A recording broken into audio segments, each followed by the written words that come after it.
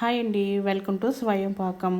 ఈరోజు రెసిపీ వచ్చేసి హోలీ స్పెషల్గా త్వరగా అయిపోయి ఇంట్లో చేసుకునే రెసిపీ అండి. బ్రెడ్ ఉంటే ఇన్స్టెంట్గా ఇలా రసమలై చేసుకోవచ్చండి. చాలా టేస్ట్గా ఉంటుంది. ఇది చాలా ఈజీ కూడా అండి చేయడం. దీని ప్రాసెస్ విధానం వచ్చి చూపిస్తాను. స్టవ్ మీద ఒక గిన్నె పెట్టుకొని కొంచెం వాటర్ వేసుకోండి. ఇప్పుడు కప్పు చూపిస్తున్నాను, ఆ కప్పుతో 2 కప్పులు పాలు పోసుకోవాలండి. నీళ్ళు ఎందువల్ల వేసుకున్నానంటే పాలు మరిగేటప్పుడు అడుగు అట్టుకోకుండా ఉంటుందండి. ఇలా కొంచెం నీళ్ళు యాడ్ చేసుకోవడం వల్ల. ఇప్పుడు ఈ పాలు పొంగు వచ్చినంత వరకు వెయిట్ చేయాలండి. ఈలోగా మనం ఒక బౌల్ తీసుకొని 2 టేబుల్ స్పూన్ల కస్టర్డ్ పౌడర్ వేసుకొని ఒక పావు కప్పు పాలు పోసుకొని ఉండలు లేకుండా మిక్స్ చేసుకోవాలండి. ఇది పాలు అనేవి రూమ్ టెంపరేచర్ ఉన్న పాలు పోసుకోవాలండి. వేడి పాలు చల్లని పాలు పోసుకోకూడదు, ఉండలు కట్టేస్తుంది. ఇలా కలుపుకొని సైడ్ ఉంచుకోవాలండి. ఇప్పుడు పాలు పొంగుతున్నాయి కదండి, పాలను ఒకసారి అంతా బాగా కలుపుకొని ఇందులో రుచికి తగినంత పావు కప్పు పంచదారని యాడ్ చేసుకుంటున్నానండి. అలాగే 3 ఇలాచీనండి, అవి గింజలు తీసుకొని ఇలాగా దంచుకొని పొడి చేసుకొని వేసుకుంటున్నాను. అలాగే కుంకుమ పువ్వు కొద్దిగా వేసుకోవాలండి. ఇప్పుడు ఈ పంచదార అనేవి పాలలో కరిగినంత వరకు వెయిట్ చేయాలండి. బాగా పూర్తిగా కరిగిపోవాలి పంచదార అనేది. బాగా మిక్స్ చేసుకుంటూ ఉండాలండి మధ్య మధ్యలోని, ఎందుకంటే అడుగు అంటుకుంటాయి పాలన్నీ. బాగా మిక్స్ చేసుకున్నాక మనం కలుపుంచుకున్న కస్టర్డ్ మిల్క్ని ఒకసారి పౌడర్ కిందకి వెళ్ళిపోతుంది కదండి, అడుగు నుండి ఒకసారి మిక్స్ చేసుకొని పాల్లో యాడ్ చేసుకోవాలండి. పాల్లో యాడ్ చేసుకొని వెంటనే పాలు కలుపుతూ ఉండాలండి, లేకపోతే అడుగున ఉండలు కట్టేస్తుంది. ఉండలు కట్టకుండా ఈ కస్టర్డ్ మిల్క్ అనేది కొంచెం చిక్కబడిన దాకా కలుపుతూ ఉండాలండి. ఒక 5 నిమిషాల్లోనే పాలు అనేవి చిక్కపడతాయి. మన కన్సిస్టెన్సీ అనేది ఈ విధంగా చిక్కపడితే సరిపోతుందండి. ఇప్పుడు పాలు అనేవి పూర్తిగా చల్లార్చుకోవాలి. స్టవ్ ఆఫ్ చేసుకొని ఈ చిక్కదనం సరిపోతుందండి. స్టవ్ ఆఫ్ చేసుకుంటే సరిపోతుంది.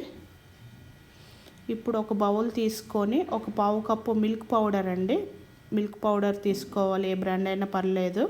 అలాగే 2 టేబుల్ స్పూన్ల షుగర్ పౌడర్ అండి తీసుకొని కొద్దిగా 3-4 స్పూన్ల పాలు వేసుకొని క్రీమీ టెక్స్చర్ వచ్చినంత వరకు ఇది బాగా మిక్స్ చేసుకోవాలండి. పల్చగా ఉండకూడదండి, ఇలాగా క్రీమ్లా ఉండాలి ఈ మిల్క్ పౌడర్ అనేది. మిల్క్ పౌడర్ ఒకవేళ లేకపోతే పాల మీగడ ఉంటుంది కదండి, ఆ మలై తీసుకొనైనా మిక్సీ పట్టించుకోవచ్చండి. ముద్దుగా వాటర్ ఏం లేకుండా క్రీమ్గా ఉండాలండి ఈ మలై క్రీమ్ అనేది. చూడండి, నాకు ఇక్కడ కొంచెం గట్టిగా అనిపిస్తుంది. 1 స్పూన్ పాలు పోసుకొని ఒకసారి మిక్స్ చేసుకుంటున్నాను. ఇక్కడ చూపిస్తున్న విధంగా క్రీమ్ ఈ టెక్స్చర్లో ఉంటే సరిపోతుందండి. ఇది ఇప్పుడు సైడ్ పెట్టుకోవాలి.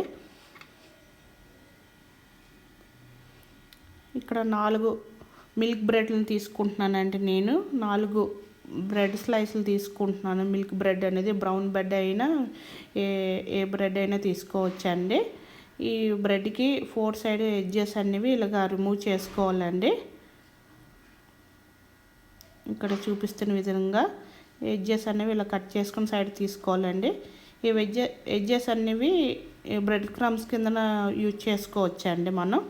ఇప్పుడు ఒక బ్రెడ్ స్లైస్ని తీసుకొని మనం కలుపుకున్న మిల్క్ పౌడర్తో మలై ఉంది కదండి, ఇప్పుడు బ్రెడ్ మీద అంతా స్ప్రెడ్ చేసుకోవాలండి. ఎక్కడ గ్యాప్ లేకుండా నీట్గా ఆ బ్రెడ్ పైన మిల్క్ క్రీమ్ని బాగా స్ప్రెడ్ చేసుకోవాలండి.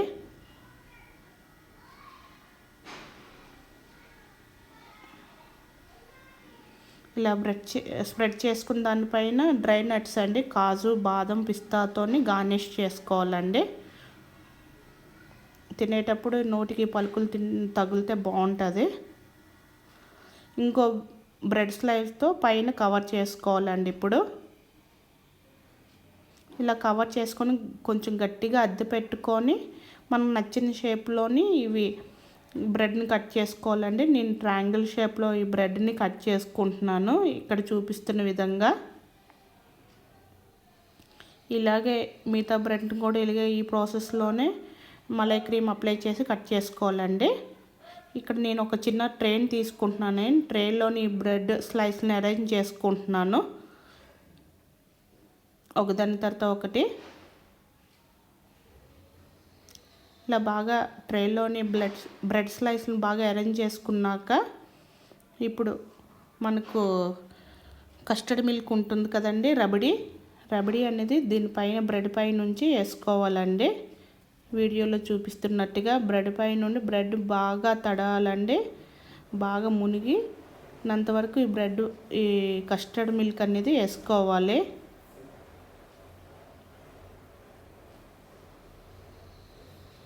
ఈ కస్టర్డ్ మిల్క్ వేసుకున్నాక ఈ గార్నిష్ కోసం పైన బ్రెడ్ పైన కొంచెం డ్రై నట్స్ అండి ఇలా గార్నిష్ చేసుకోవాలి. పైన కొంచెం నట్స్ వేసుకొని అన్నిటిపైన పిస్తా వేసుకుంటున్నానండి. పిస్తా బాదం మీ దగ్గర ఏ నట్స్ ఉన్నా ఇలా పైన కొంచెం ఇలా గార్నిష్ కోసం పిస్తా బాదం వేసుకుంటున్నాను నేను.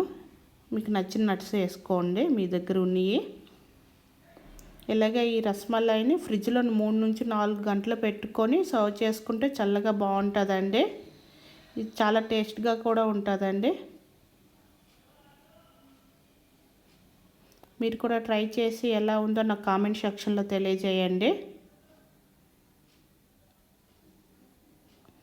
మీకు కనుక ఈ రెసిపీ నచ్చినట్టయితే లైక్ చేయండి, షేర్ చేయండి, నా ఛానల్ని సబ్స్క్రైబ్ చేసుకోండి. Thank you for watching.